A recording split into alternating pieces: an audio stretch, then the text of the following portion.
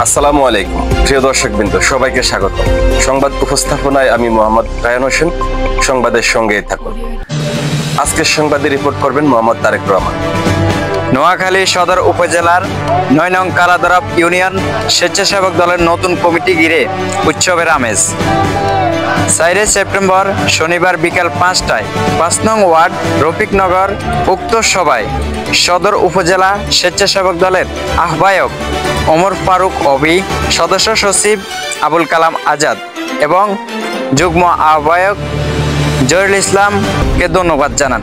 উক্ত শুভেচ্ছা ও আনন্দ মিছিলে উপস্থিত ছিলেন নবনির্বাচিত আহ্বায়ক ইমরান হোসেন শাহাবুদ্দিন এবং আরও উপস্থিত থাকেন সিনিয়র যুগ্ম আহ্বায়ক হাসান মাহমুদ, যুগ্ম আহ্বায়ক রিয়াজউদ্দিন মমতাজ, যুগ্ম আহ্বায়ক মোহাম্মদ শহীদ, যুগ্ম আহ্বায়ক ফারুক হোসেন মিরু, যুগ্ম আহ্বায়ক দেলোয়ার হোসেন সহ সদস্য দুলাল এবং আরও অনেকেই উপস্থিত ছিল।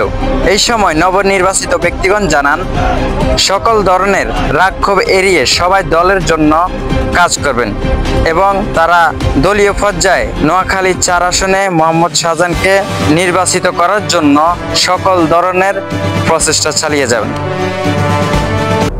এতক্ষণ শেফালি টিভির সঙ্গে থাকার জন্য ধন্যবাদ। আসসালামু আলাইকুম, আল্লাহ হাফেজ।